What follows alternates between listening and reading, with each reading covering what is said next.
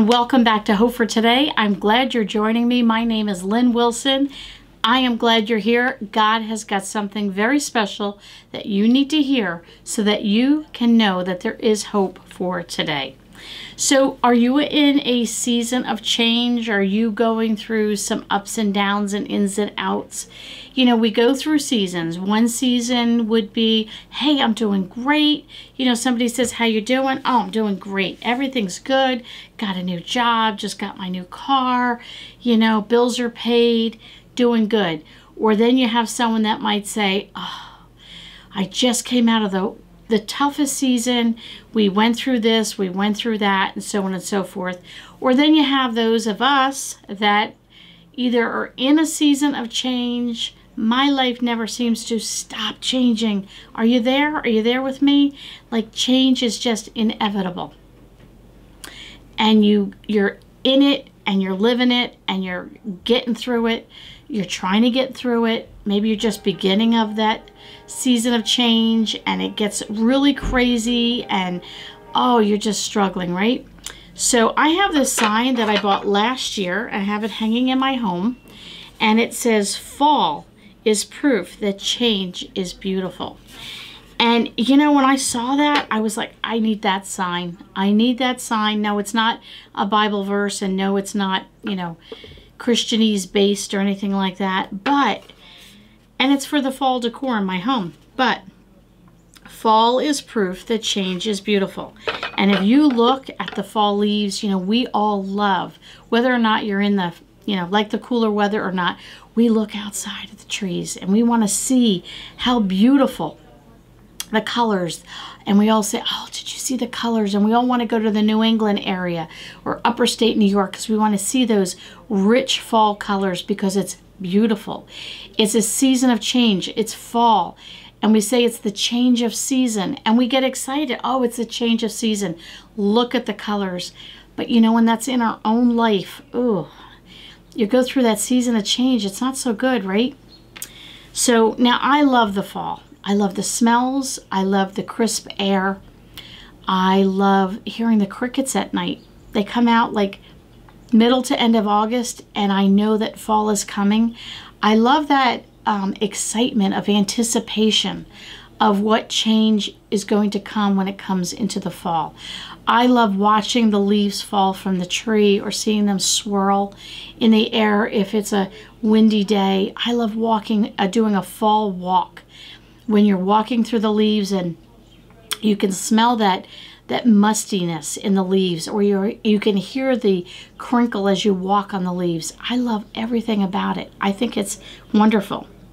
I will even go as far as to say I love the fall colors. I love fall decor, and best of all, a pumpkin latte. Who doesn't like that, right? So now, in New Jersey, some of you are not from New Jersey, but in New Jersey we have two teams. We have Team Fall, and we have Team Beach. And if you're in New Jersey, you know what I mean. So Team Beach is spring and summer. They like the warm air. They want the beach. They want to go travel. They want the long summer days and everything that has to go with it. And if you're on that team, you're all for it. You know, you stand firm in what you believe, and that's it.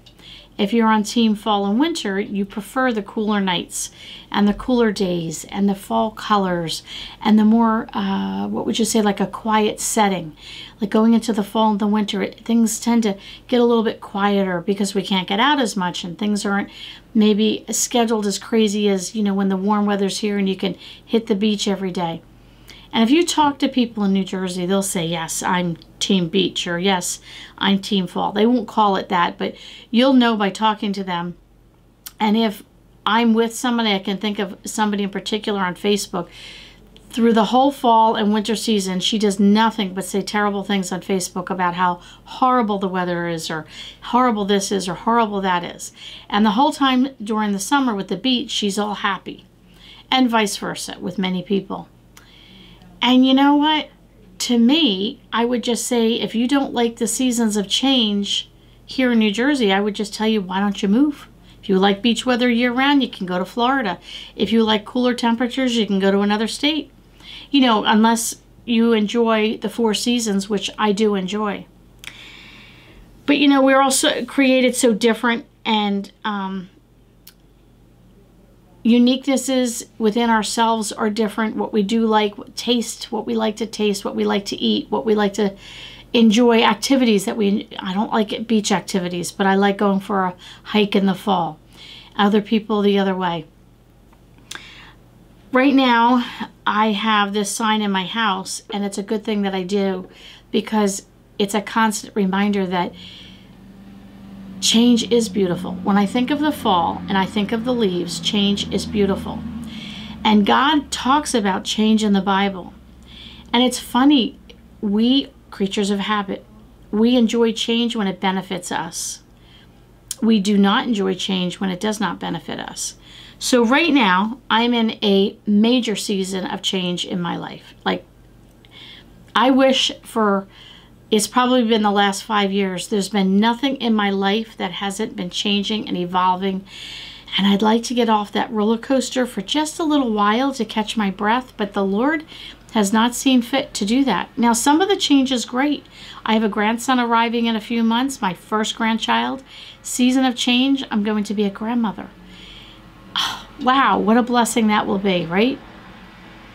I have family members that are getting older, like much older, like all of a sudden, you know how you say, ooh, they're getting older, and you can almost anticipate maybe illness or slowing down or whatever the case might be.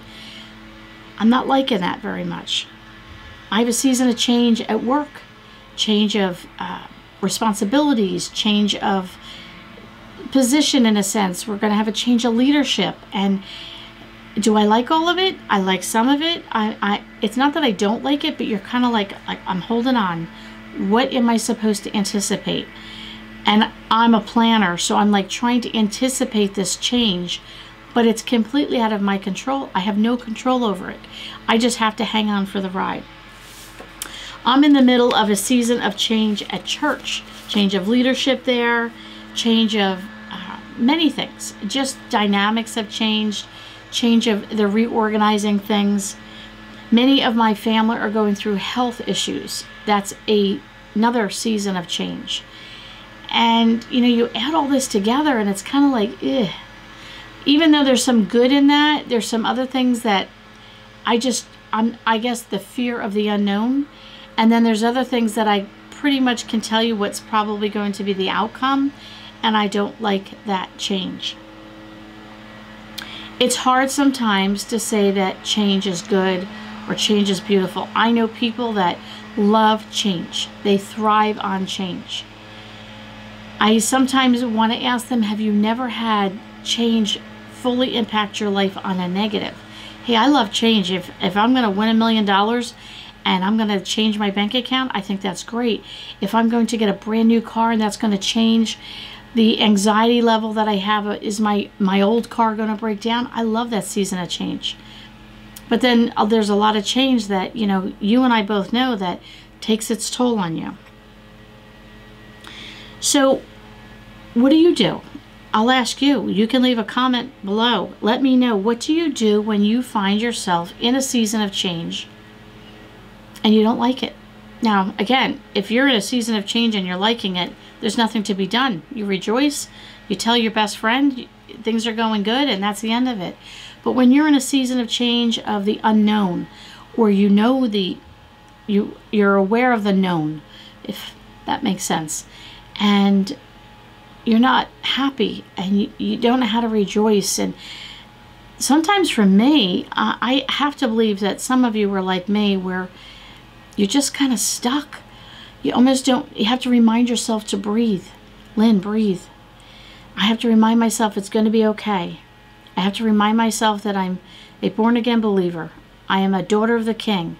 My Father, my Heavenly Father, is the King of all kings. He's the creator of everything.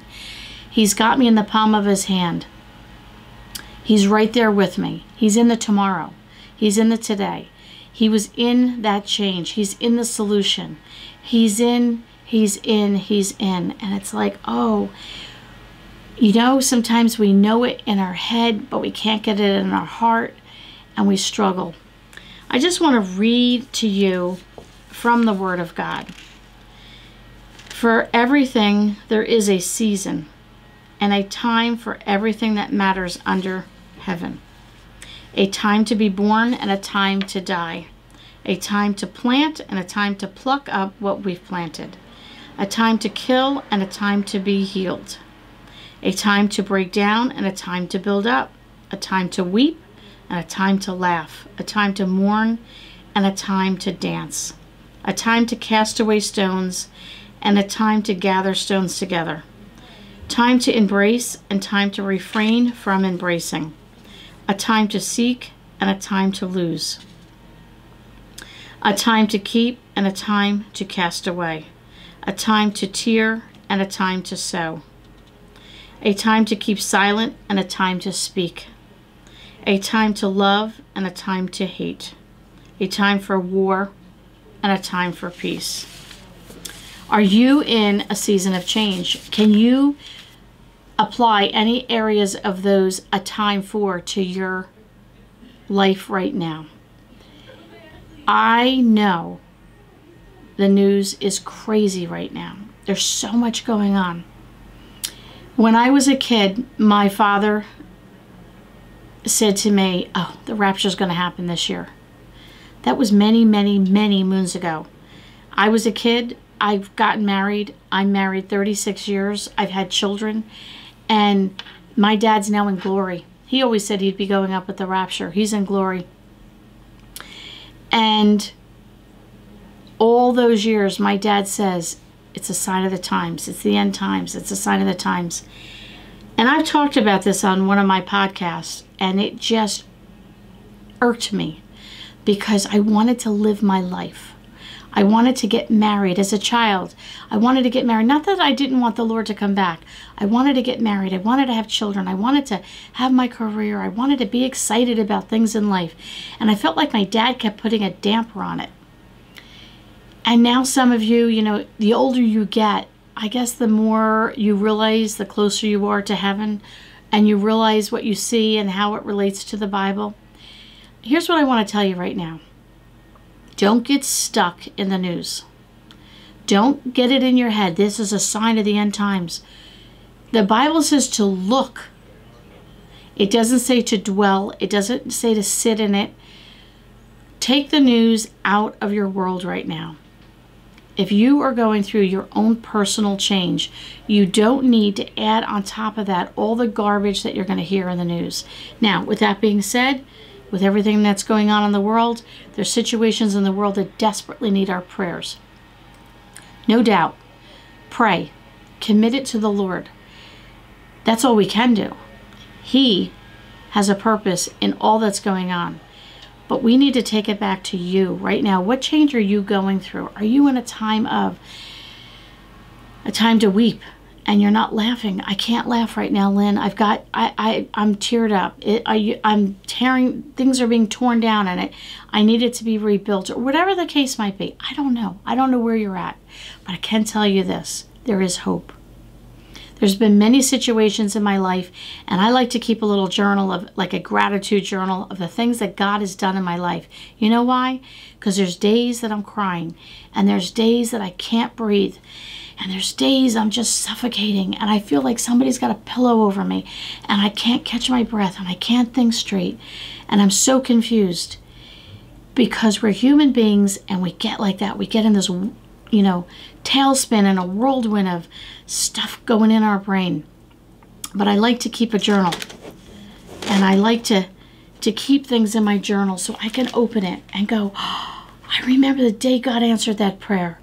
Oh man, I remember that situation when I never thought I'd have a car to get to work, and look how He provided a car. Whatever the case might be, I don't know what you need to do today to stop and breathe. If you were so caught up in life and you were so caught up in change, take time out for yourself right now. I want you to actually get up from your chair and leave the room you're in. You sort of need to take this commercial break. That's how I envision it. Go outside, go for a walk, go somewhere else in your house, go somewhere, go sit in your car. Go to a different location, physically a different location, and you need to commit it to the Lord and say, time out. I give up. I can't do it anymore. I can't breathe. I can't think. I'm confused. I don't know where to turn. Lord, you say there's a season, there's a time for everything. I just can't do it. That's what he needs to hear. He needs for us to turn to him and say, I can't, because only he can. I know it's easy to say, it's not easy to do, but change that location where you're at. Give yourself a fresh look of you, whatever. If you have to go drive down to a beach or to a lake or to a park, get out somewhere maybe in nature and just cry out to the Lord. I'm telling you, he's there. He's listening. He put it in his word. There's a time for everything. Everything has a time. And there's a purpose in everything that we go through, even though we don't like it. Our goal is to serve the King of Kings, the Lord of Lords, to be made more like him, and ultimately to have his name glorified through everything in our life. I don't know where you are today, but I can tell you there is hope for tomorrow. It's in prayer. It's in crying out to the Lord. It's in his word. Go and remove yourself from where you are. Take a deep breath. Cry out to the Lord. And I would love to hear from you how God is working in your life, because there is hope for today. We'll catch you all next week on the next podcast.